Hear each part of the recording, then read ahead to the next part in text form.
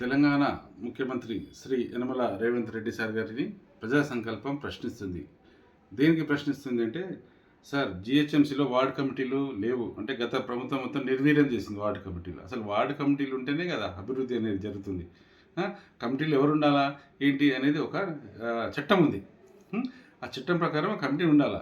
గతంలో forum for good governance వ్యవస్థాపకులు Padmanabha Reddy sir గారు హైకోర్టులో పిల్ కూడా వేశారు. ఆ పిల్కి హైకోర్టు స్పందించి గవర్నమెంట్ గత ప్రభుత్వాన్ని 2023లో ఆదేశాలు ఇచ్చింది. కమిటీలు ఎందుకు ఏర్పాటు చేయట్లేదని అది అంతే అక్కడికే ఎండ్ అయిపోయింది. అది దయచేసి మీరైనా ఈ వార్డు కమిటీలను తప్పకుండా ఏర్పాటు చేయండి సార్, త్వరగా ఏర్పాటు చేయండి. ఎందుకంటే మన భారత రాజ్యాంగంలోని ఆర్టికల్ 243(s) ప్రకారము జిహెచ్ఎంసీ చట్టం 1955లోని సెక్షన్ 8A ప్రకారము ఇది తప్పనిసరిని పిటిషన్ దాఖలు చేశారు. ఎవరు? పద్మనాభరెడ్డి సార్.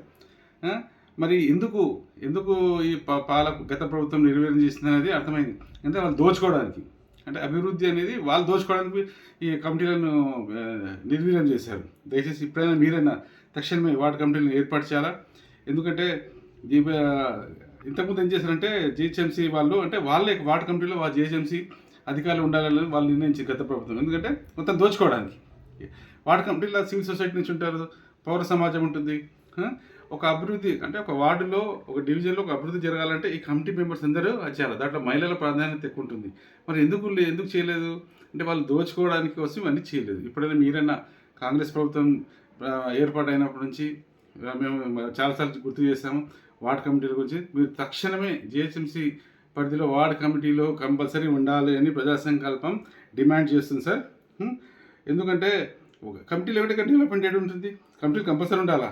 దయచేసి మళ్ళీ చెప్తుంది, వార్డు కమిటీలు అనేటివి కంపల్సరీ ఆర్టికల్ 243(s) జిహెచ్ఎంసీ చట్టం 1955 సెక్షన్ 8A ప్రకారము కంపల్సరీ వార్డు కమిటీలు ఉండాలా. అందులో మహిళలకు ప్రాధాన్యత ఉండాలా, సివిల్ సొసైటీ వాళ్ళు ఉండాలా, పౌర సమాజం ఉండాలా. వీరందరికీ అంటే ప్రజా సంక్షేమం కోసం ప్రయోజనం కోసం ఆలోచించే వాళ్ళని ఎన్నుకోండి. మీరు పార్టీలకు అతీతంగా దయచేసి ప్రతి వార్డులో అలా అనుకుంటేనే ఆ వార్డు అభివృద్ధి చెందుతుంది. దయచేసి ఈ యొక్క జిహెచ్ఎంసీ వార్డు కమిటీ విషయంలో మీరు తక్షణమే ఒక నిర్ణయం తీసుకోవాలని ప్రజా సంకల్పం డిమాండ్ చేస్తుంది. బాపట్ల కృష్ణమోహన్, ప్రజా సంకల్పం.